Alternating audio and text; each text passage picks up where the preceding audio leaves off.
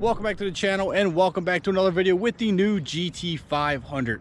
Before I get this video started, guys, please drop a like on the video, show your support for the channel. I can't do it without your support, and you've been so supportive up to this point. I am greatly appreciative of it. Let's just keep the momentum going and keep this build going. So now with that out of the way, let's start with what I have going on with the GT500 today. If you don't already know, believe it or not, I daily drive this car. Daily driving it has shown it's shown me a lot of things about this car, both good and bad. If you haven't seen the last video, I actually raced a full bolt-on Coyote, and that was a very interesting race. A 500 horsepower all stock GT500 versus a full bolt-on Coyote. Yeah, that was good, so go check that out if you haven't already. This time, let me get out of the sun. The sun's going that direction, guys. I cannot say enough about this car. Daily driving it, again, you learn a lot, but just look at this thing. Look how gorgeous this car is. I still can't believe I have it. I really can't. I can't believe I have this car right now. And there are some things we need to talk about today, because since I do daily drive it, the flaws have reared its ugly head. The car does have a major flaw, and we have to address it. We have to get it fixed, because we can't have this. I mean, this is not something you want in your car.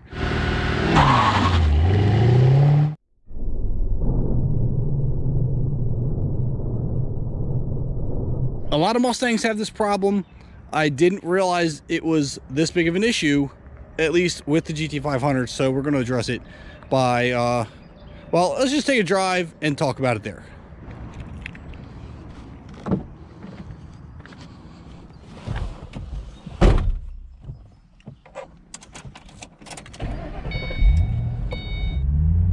Alright, so one thing I am going to do, I'm getting a better POV cam, or clip actually. I'm a little too tall for the traditional POV mount that goes on your head, so I'm getting a clip mount for, say, like a baseball cap, and I think that will definitely position the camera better.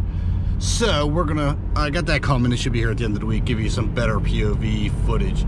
So as of right now, we're just going to take a little drive and talk. Let me get these windows up so that you don't have a whole lot of wind noise, and let's talk about this fatal flaw I've discovered in this car. I gotta turn the air on first. It is pretty toasty today.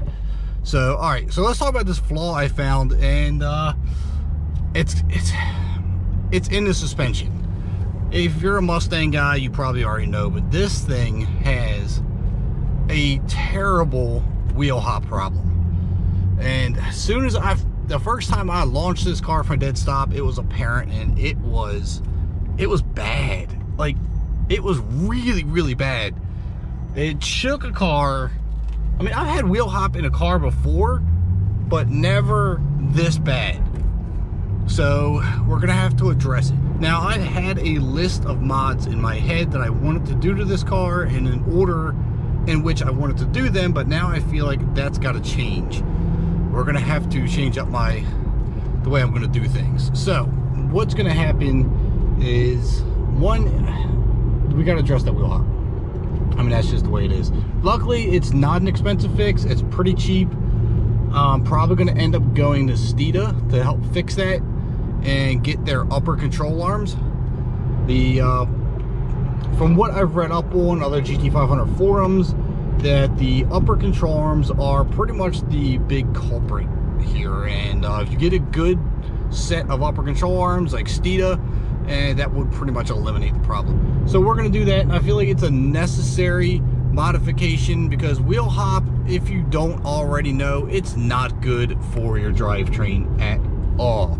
You don't want to have wheel hop in your car. It could definitely do some damage to your car that you really don't want. So it's something that we're going to address very soon.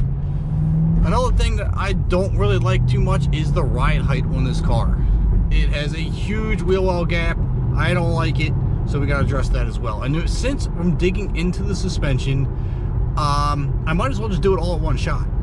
So I think we're going to end up going to Steeda for all of it. I'm going to get their sport springs and get their upper control arms. The one thing I want to talk to you guys about though is, have you experienced or have you had any experience with lowering your S197 and having to get an adjustable panhard bar? Now I know if you lower it too much, it will throw the axle off left to right, and you're going to have a little closer to the fender on one side rather than the other. So that's where the adjustable panhard bar comes in. Now the GT500s do have a factory panhard bar, but it's not adjustable. So if you lower it, I'm figuring it's going to shift the axle a little bit. It may not be enough to justify an adjustable panhard bar, but maybe it will. So I know the Steeda springs will drop about 1 inch in the front and 1.25 inches in the back. Now I don't want to slam the car. I know there's other kits that'll go like 1.5 inches front and rear, but I don't want to slam it because I do daily drive it. And some of the roads around here aren't really the most friendly. So I'm just gonna stick with a nice small drop, get rid of the wheel well gap, because I do have other suspension mods in mind too. So that's something else we want to keep in mind. Life in the GT500. Yeah, need gas again. So we're gonna have to stop at the gas station, get a little bit of gas here.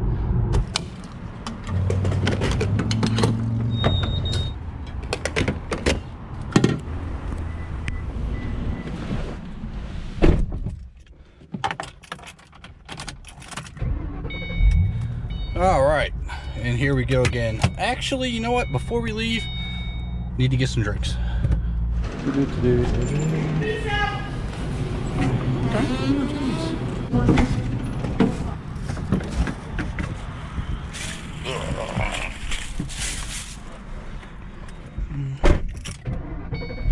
Got to do the stick shift wiggle. Yep. Just in case anyone doesn't believe that I actually daily drive this car, I have 2 kid seats in the back. And yes, you can fit, obviously, 2 kid seats in the back. So, who says a GT500 isn't practical? Had to pick the wife up some water. She is very picky on her water, just like Dasani or Life Water. And they didn't have it, so I tried Voss, Essential Waters, Smart Water. Hopefully one of those work for her. We're having trouble. That's not good.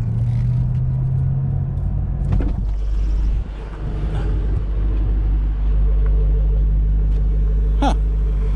I guess I hit the trunk button when I got back in the car at the gas station. Alright, so with that being said, there is another issue at hand that we need to talk about, and that's going to be channel rebranding. So basically what's going on is right now, obviously the name of the channel is Real Steel Cars, and that name came from when I had the 1970 Chevy Nova. Obviously the whole car is steel, that's where the name came from. But now we have the GT500, and we also do the news still, although there has not been a lot of news going on, guys. That's why I really haven't been doing it. So if you're wondering why I haven't done the news, there's really not a whole lot going on in that aspect. So that's why I'm going to, you know, do the GT500 vlogs. But again, I think we need a new name, because Real Steel Cars just doesn't fit the GT500, and it doesn't fit the news channel anymore. So what I'm going to do is we're going to change the name up, and I've really been leaning for Automotive Antics. I kind of like the name. It has a nice ring to it, so that's where I'm at right now. I'm really leaning toward Automotive Antics. I really want to hear your opinion though on what you think of that channel name. Do you like it? Do you think it's got a nice ring to it? If you have your own ideas, hey, I'm open to different ideas. So drop your ideas down below, what you think. But odds are that's probably what's going to happen.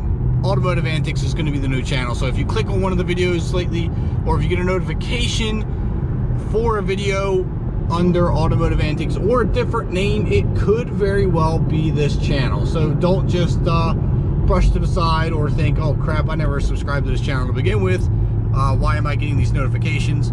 That's why. So don't just brush it aside as spam or something. We are going to go through a rebranding. So what I need for you guys to do is drop your comments down below on everything we talked about today. I definitely need your comments, your opinions, what your thoughts are on everything we talked about, the rebranding. If you think of a better name, let's throw them down in the comments. I'm really taking, I'm taking requests, I guess we could say, or maybe it's not requests, suggestions. Whatever you want to call it, I'm taking those too. But definitely a lot of things have changed in the order in which I was planning to do them. I'll explain more about that in another video, but thank you so much. Drop a like on the video if you haven't already. Hit that subscribe button as well. I'll catch you on the next upload.